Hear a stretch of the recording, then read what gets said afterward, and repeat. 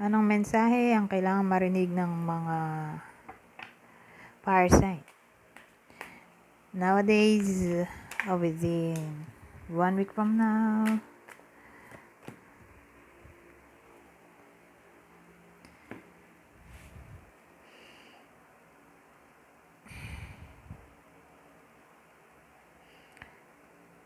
yung combination natin, nag-away o someone na toxic sa buhay ng iba sa inyo, ang dating i-let go na nila yon. Okay? So, anyone na toxic, i-let go ng iba sa inyo. Hindi na nila i-communicate o hindi na sila gagawa ng way para maayos pa yung connection. Goodbye. Ganun dating dito. So, sino kaya itong kaaway ng iba sa inyo o someone na toxic? Sagittarius, Pisces, Virgo.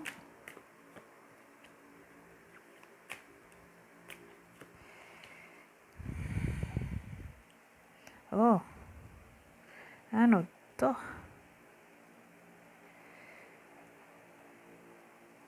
Isa pa.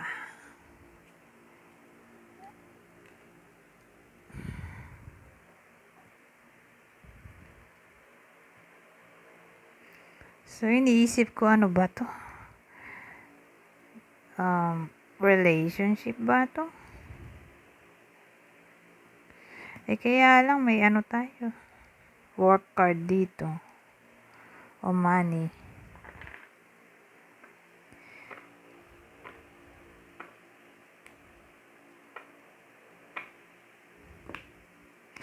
Ang dating magbabayad na ng utang yung iba sa inyo. O kayo na yung babayaran ng utang. Darating na sila para magbayad ng utang o magkakaroon na ng clarity para bayaran ng utang. Whether kayo to na magkakaroon ng clarity, magbayad na ng utang, malapit na deadline.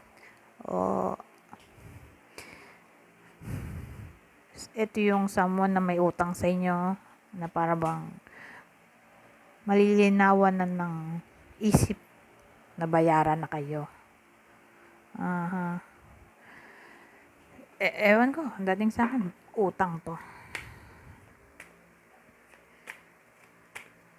So, sino kaya to na pinagkakautangan ng iba sa inyo o magbabayad ng utang sa inyo kung may umutang man sa iba sa inyo?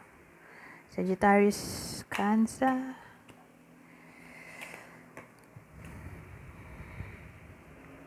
Letting go na naman. Paulit na ako doon sa letting go. Letting go na naman.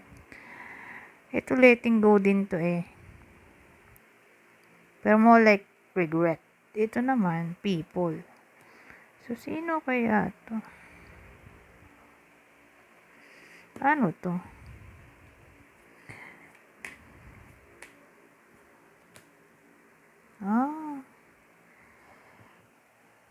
So, i-let go na ng iba sa inyo ang anyone na nag-cause ng sadness. At probably, nanggaling ang sadness dito. Ayan. Lumabo. Huwag na nga lagyan ng kamay. Nanggaling dyan sa bullying, intimidation, deception. Basahin ko na lang.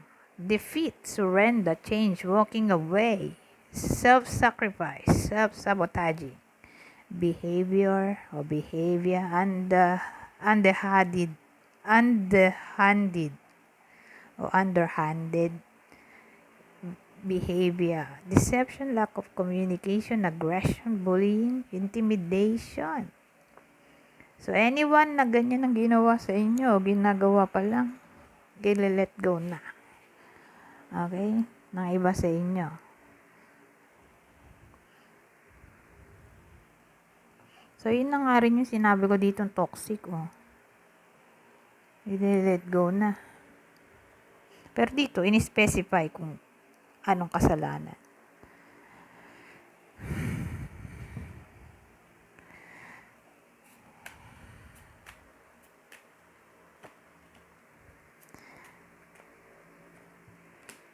Oh, well, hindi maganda mag-travel, oh. Lalo na via water. Baka malasin.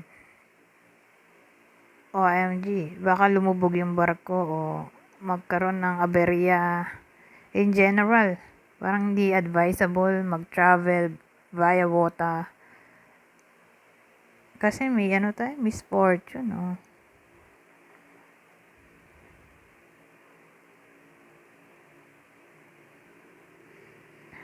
Pwede rin namang anything na may kinalaman sa wealth. Huwag isugal. Sabihin natin investment. Huwag mag-take risk ng anything na may kinalaman sa business, money. Kasi eto nga mamalasin. Baka ma-scam mo.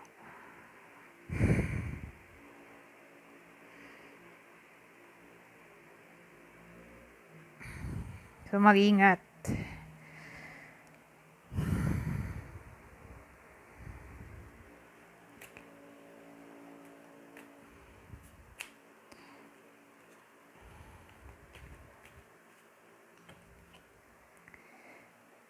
Ano to? Ito walang silbi. Pangsunog ng negativity yan eh. Okay naman to.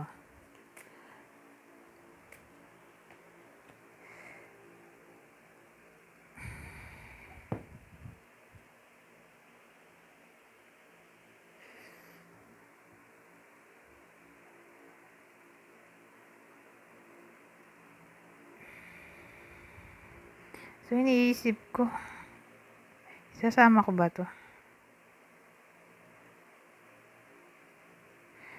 Ano ba yung flattery? Wait lang. Tingnan ko sa internet.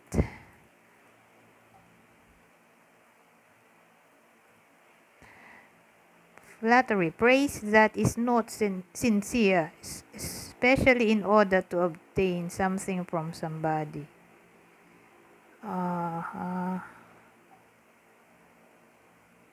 Di sa madaling salita, fake praise pala to. Bola. Dahil may apoy tayo. So, yung bola dito, magto-turn to real praise talaga. Hindi na siya bola. Kasi may, tayo dito parang, may someone na parang, ipipraise yung iba sa inyo sa galing. Ewan ko. Ang dating may lalapit sa iba sa inyo o magko-communicate tapos may sasabihin siya magagandang salita. Ngayon, dahil masyadong too much o too many yung sinasabi niyang praise, mukha na tuloy insincere, di ba?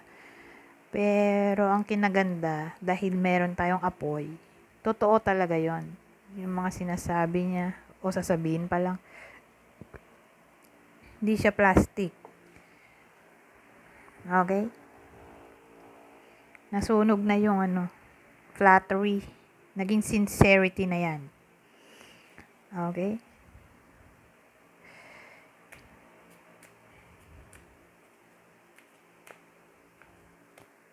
Ito walang kwenta dahil pang yes o no lang na tanong yan.